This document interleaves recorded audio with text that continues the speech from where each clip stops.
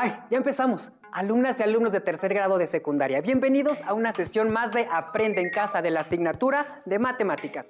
Soy Daniel Jaime y estaré acompañándolos el día de hoy. Para dirigir esta sesión, le damos la bienvenida a la maestra Verónica Rosains. ¿Cómo está, maestra? Muy bien, gracias, Daniel. Es un gusto estar nuevamente trabajando con ustedes. Estamos preparados para iniciar la sesión. El propósito de esta sesión es dar sentido y significado a los polígonos de frecuencias y las gráficas de líneas. Les pedimos tener a la mano cuaderno de matemáticas, lápiz y goma. Si alguien tiene discapacidad visual, prepare sus hojas Ledger, punzón y regleta. Así que ya saben, pongan atención y aprovechen los recursos que pondremos a su alcance. Teniendo todo listo, iniciemos. Para esta sesión, es importante que conforme se vayan presentando los distintos ejercicios, tomen nota de los aspectos relevantes para que puedan reflexionar acerca del uso de las gráficas de líneas y polígonos de frecuencias. Interesante el tema. Me gustaría saber dónde se aplica, cómo usarlas y tomar en cuenta sus características, maestra Verónica. ¿Qué implica trabajar con las gráficas de líneas y polígonos de frecuencias? Muy buena pregunta, Daniel. Tanto en estas gráficas como en otras, implica recolectar datos, organizarlos y representarlos, para luego analizarlos, interpretarlos y al final utilizarlos para tomar decisiones. Un estudio estadístico completo entonces. Justamente, Daniel, se ve que ha seguido atento los programas de Aprende en Casa. Y en esta ocasión se analizará su sentido y significado. Además, tienen diversas aplicaciones. Acompáñenme con el siguiente audiovisual que analiza las gráficas de líneas. La gráfica de línea es una herramienta que se utiliza en el análisis estadístico para estudiar el comportamiento de un conjunto de datos, situaciones o fenómenos a lo largo de un determinado intervalo de tiempo.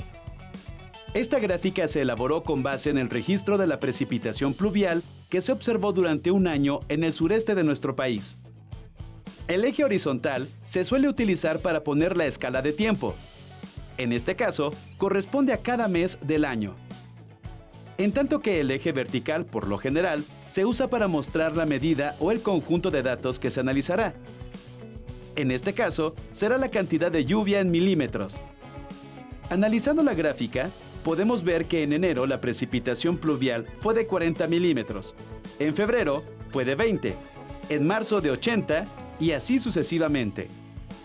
Otro dato que podemos observar es que en los meses de junio y septiembre, la precipitación fue aproximadamente igual. Con lo anterior, podemos decir que el comportamiento de la lluvia durante este año registró su mayor aumento entre el mes de septiembre y el de octubre. También podemos observar que la mínima precipitación fue a lo largo de febrero y la máxima en octubre, con una diferencia entre ambas de 140 milímetros aproximadamente. Ahora bien, si nos preguntamos qué cantidad de lluvia hubo en diciembre, podemos ver que fue casi la mitad de lo que se registró en mayo.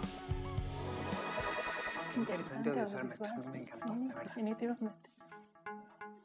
La principal ventaja de usar una gráfica de líneas es que permite observar con mayor facilidad y rapidez la información para su análisis.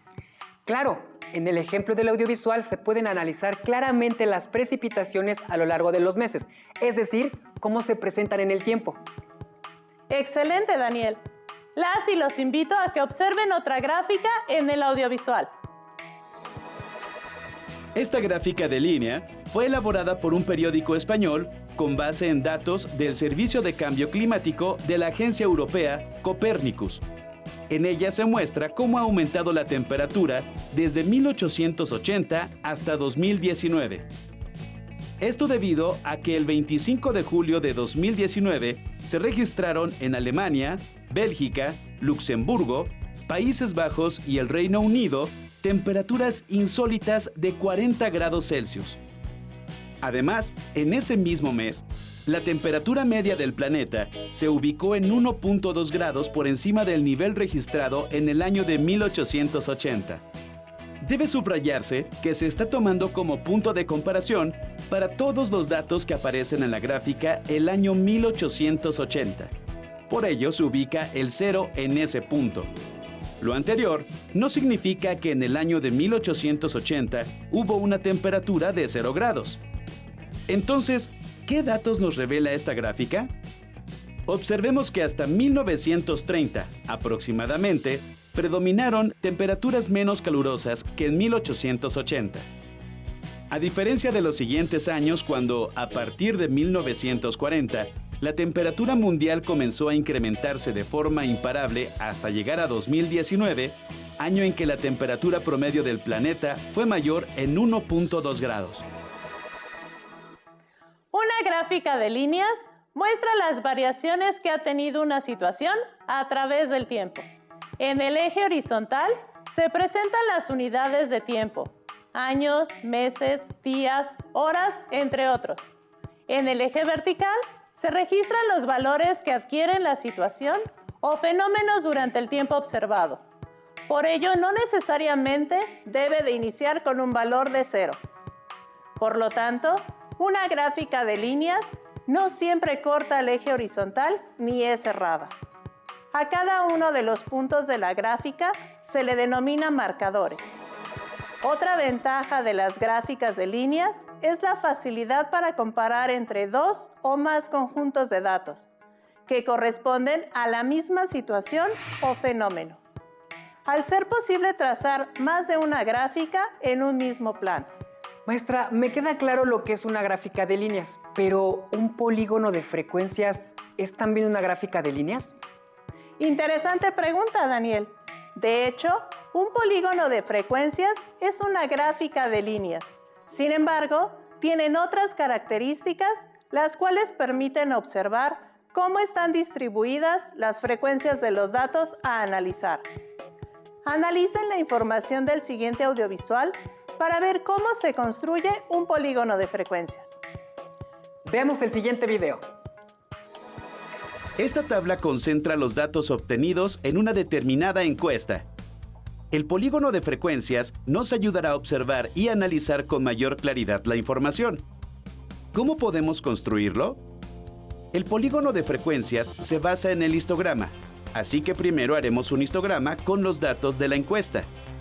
Como recordarán, cada columna se forma estableciendo intervalos o clases con la misma amplitud.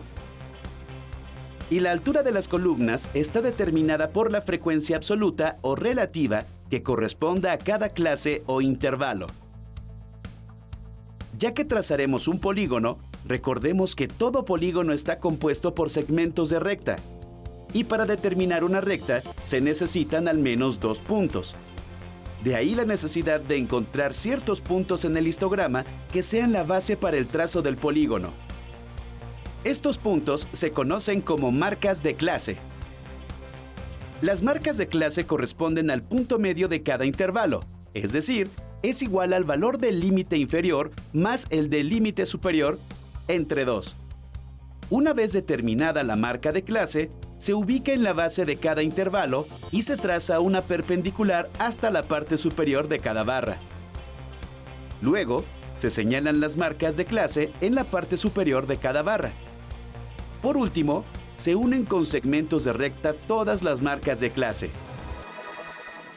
Entonces es necesario partir de un histograma para calcular las marcas de clase, ubicarlas en la parte superior de cada barra para señalarlos y por último unirlas para formar el polígono de frecuencias. Buena síntesis, Daniel. Pero es necesario visualizar cada paso para construirlo, además de observar el trazo del polígono cerrado en la gráfica y cómo ayuda para analizar los datos. Veamos el siguiente audiovisual. Ahora, tracemos el polígono de frecuencias para una encuesta que se llevó a cabo entre algunos habitantes de una ciudad con el fin de saber cuánto tiempo invertían para llegar a su trabajo. Los resultados de la encuesta aparecen en la siguiente tabla. Primero construimos el histograma de nuestro conjunto de datos. Después determinamos la marca de clase de cada intervalo. Una vez obtenidas todas las marcas de clase, las ubicamos en la parte superior de cada barra del histograma. Unimos todas las marcas de clase para obtener el polígono de frecuencias. Pero aún no terminamos, pues se puede observar que los extremos del polígono de frecuencias quedan sueltos, es decir, no tenemos un polígono cerrado. Esto resulta natural, ya que no hay más marcas de clase antes o después de las clases que están al principio o al final. Para solucionar este inconveniente, en ambos casos se traza un segmento de recta de tal forma que parta de la primera y última marca de clase y termine intersecando el eje horizontal. De esta forma, cerramos en sus extremos al polígono de frecuencias. Gracias al uso del polígono de frecuencias, podemos visualizar con mayor facilidad la información que nos presenta. Analicemos la información del polígono para responder las siguientes preguntas. Según nuestra encuesta, para trasladarse desde su casa a su trabajo, ¿cuánta gente tarda entre 78 y 99 minutos? ¿Cuántos habitantes utilizan entre 89 y 110 minutos? ¿A cuántas personas se les entrevistó? ¿Cuánta gente emplea más de 99 minutos? ¿Cuántas personas utilizan menos de 67 minutos? Como ven, resultó sencillo encontrar todas las respuestas apoyándonos en el polígono de frecuencias. Queda una última cuestión. Ya que obtuvimos un polígono cerrado, observen que el área abarca la totalidad de los datos. Muy interesante cómo se construye un polígono de frecuencia, el cual se puede comparar con una gráfica de líneas. Claro. Veamos ambas para seguir analizando sus características. Una gráfica de líneas, como la gráfica de la derecha, presenta el comportamiento registrado a través del tiempo de una situación o fenómeno, mientras que un polígono de frecuencias, como la gráfica de la izquierda, presenta la distribución del número de veces que se registraron los datos. Daniel, una vez trazada la gráfica de líneas, ¿qué harías para analizarla? Primero se observan sus elementos, el título, los datos de los ejes horizontal y vertical, para analizar el comportamiento de los datos y obtener conclusiones. Excelente. Primero hay que dar un contexto a los datos. Pongan en práctica esta estrategia para deducir información de la siguiente gráfica de línea. Las gráficas se titula ¿Quién vive más, los hombres o las mujeres? La información es obtenida por el INEGI en cuanto a la esperanza de vida, es decir, la cantidad de años en promedio que vive una persona. En el eje horizontal se muestran los años analizados: 1930, 1950, 1970, 1990, 2000, 2010 y 2016. En el eje vertical se muestra la edad promedio de vida, tanto de hombres como de mujeres. En 1930, los hombres vivían en promedio 33 años y las mujeres 34.7 años. En 1950, los hombres vivían en promedio 45.1 años y las mujeres 48.7 años. Para 1970, la edad promedio de los hombres era de 58.8 años y las mujeres 63 años. En 1990, 68 años era la esperanza de vida de los hombres y 75 años de las mujeres. En el año 2000, el promedio para los hombres era de 70.9 años y 76.4 años para las mujeres. En el 2010, 71.1 años para los hombres y 77 años para las mujeres. Finalmente, para el año 2016, la edad para los hombres fue de 72.6 años y 77.8 años para las mujeres. Daniel, ¿qué puedes deducir de la gráfica? Primero, en promedio las mujeres viven más que los hombres. Segundo, se observa cada año cómo fue variando la edad promedio para ambos sexos. Y tercero, en general el promedio de vida se ha incrementado, pues en 1930 para los hombres era de 33 años y para las mujeres era de 34.7 años. Y en el año 2016 en los hombres es de 72.6 años y en las mujeres 77.8 años. Más del doble de aumento en ambos casos. Muy buena observación. Pero, ¿qué pasa con las diferencias entre hombres y mujeres? ¿Con el tiempo se ha incrementado esa diferencia de promedio de vida o disminuyó? Ha ido en aumento, maestra, pues en 1930 la diferencia de edad promedio era de un poco menos de 2 años entre hombres y mujeres, pero para el año 2016 fue de un poco más de 5 años. Buen trabajo, Daniel. Es importante mencionar que la diferencia en la esperanza de vida de hombres y mujeres no siempre se ha incrementado de manera igual con respecto al tiempo. Observen el año de 1990, donde la diferencia entre hombres y mujeres es de 7 años, siendo la máxima histórica, y después esa diferencia disminuyó, aunque no tanto como lo fue en el año 1930. Alumnas y alumnos, sigan con mucha atención la sesión para superar el reto final en el juego de ideas, donde podrán relacionarlas con las gráficas de líneas o los polígonos de frecuencia. Maestro, ya quiero jugar. Por eso es necesario poner atención a las palabras clave en los ejemplos presentados. Buena recomendación, Daniel. También pueden consultar sus anotaciones de la sesión para poder participar en el juego de ideas. A continuación, se presenta un polígono de frecuencias. Tomen en cuenta lo visto hasta el momento para poder puntualizar sus características. En la gráfica se muestran los resultados obtenidos de un examen diagnóstico para ingresar a la secundaria. En el eje horizontal se observan las calificaciones obtenidas por los estudiantes en modo de puntaje. Los intervalos son de 65 a 74, 75 a 84, 85 a 94, 95 a 104, 105 a 114 y 115 a 124. En el eje vertical aparece el número de estudiantes con los puntajes dentro de cada intervalo o clase. En el histograma, por intervalo se pierde la frecuencia de los datos individuales. Además, no es posible realizar operaciones aritméticas con intervalos.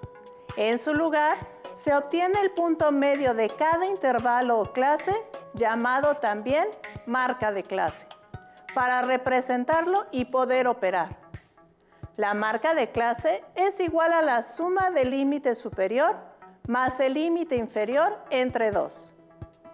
Por ejemplo, en el primer intervalo, el límite superior es 74 y el inferior es 65. Por lo tanto, se suma 74 más 65, igual a 139. Se divide entre 2 y la marca de clase de este intervalo es igual a 69.5. Se realiza el mismo procedimiento en cada intervalo para localizar la marca de clase de manera sucesiva. Una vez obtenidas las marcas de clase de cada intervalo, se unen con una línea para obtener el polígono de frecuencias como se observa en la imagen.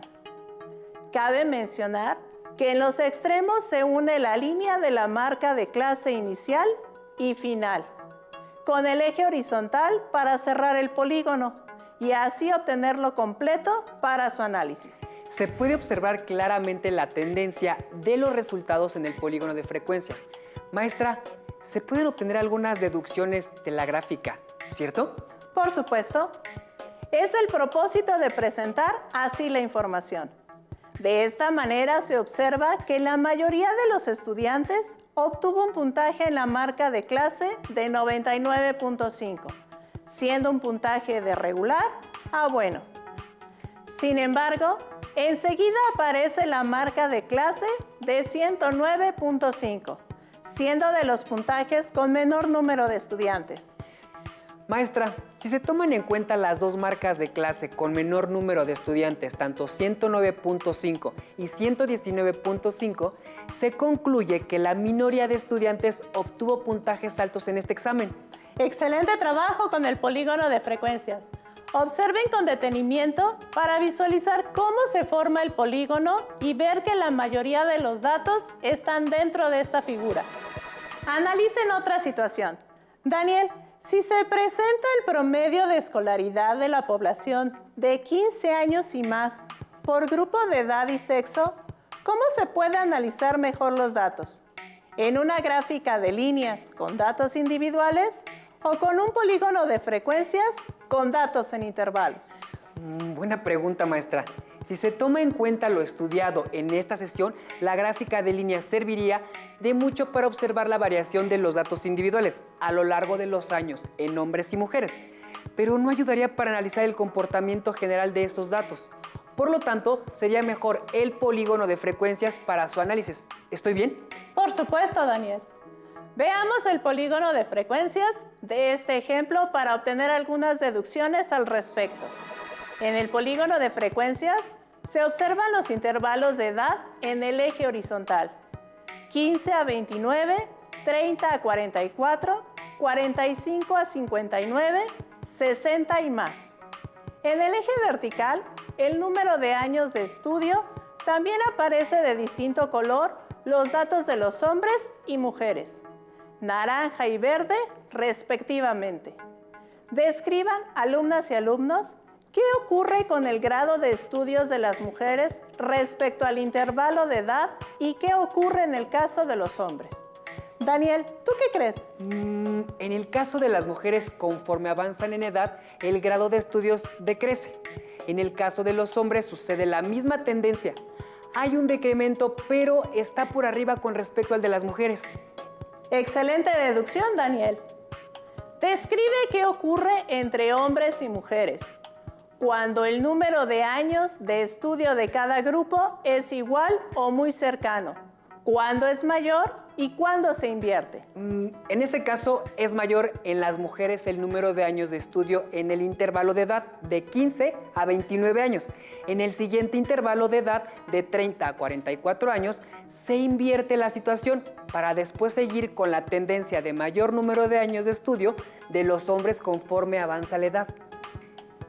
Has hecho un análisis puntual del polígono de frecuencias. Muy buen trabajo, Daniel. A continuación, se tiene el juego de ideas para poder relacionarlas con el tema de la sesión. El juego de ideas consiste en lo siguiente. Primero, se mostrarán algunas ideas apareciendo una por una. Segundo, tendrán que mencionar si esa idea tiene que ver más con la gráfica de líneas o con el polígono de frecuencias. Por último, es importante que relacionen la idea con el tipo de gráfica lo más rápido posible. Perfecto. Quedó muy claro. Tendré que concentrarme junto con las alumnas y alumnos de tercer grado de secundaria. Manos a la obra con el juego de ideas. Primera idea. Situación en el tiempo. Gráfica de líneas. Segunda idea. Marca de clase. Polígono de frecuencias. Tercera idea. No siempre se corta al eje horizontal. Gráfica de líneas. Cuarta idea. Histograma. Polígono de frecuencias. Quinta idea. Marcadores. Gráfica de líneas. Sexta y última idea. Se cierran los extremos al eje horizontal. Fácil. Polígono de frecuencias. ¡Felicidades! Lo han hecho muy bien. Acertaron en cada idea presentada. Me gustó el juego de ideas para terminar la sesión, maestra. Aunque fue un juego rápido, pude pensar en lo que se trabajó durante la misma sesión. Muchas gracias, maestra Verónica. De nada, Daniel. Por último, conviene saber que es relevante analizar cuidadosamente los datos presentados en las gráficas de líneas y polígonos de frecuencias, para no hacer deducciones sin apegarse a los datos visualizados. Para resolver dudas o ejercitar lo aprendido, se pueden apoyar en su libro de texto. Listo, finalizamos. Soy la profesora Verónica Rosains Bonilla y fue un gusto trabajar con todas y todos ustedes. Espero nos podamos ver en próximas sesiones aquí en Aprende en Casa. Yo soy Daniel y también fue un gusto aprender juntos. Hasta la próxima. Oiga, maestra, qué interesante. A mí ¿Sí? me encanta esta sesión. Me Los parece muy polígonos son muy divertida, padres. ¿no? Si tienes dudas o necesitas ayuda, llama al Centro de Apoyo Pedagógico a Distancia. El número de teléfono para secundaria es el 55 36 01 71 23. Si requieres consultar los libros de texto en versión digital, recuerda que los puedes encontrar en la página conalitech.cep.gov.mx. Y recuerda que también cuentas con el sitio aprendeencasa.cep.gov.mx, en donde podrás ver nuevamente los videos de los programas y además encontrarás actividades para fortalecer tus aprendizajes. También te invitamos a que consultes las plataformas nuevaescuelamexicana.cep.gov.mx y tripulantes.cep.gov.mx.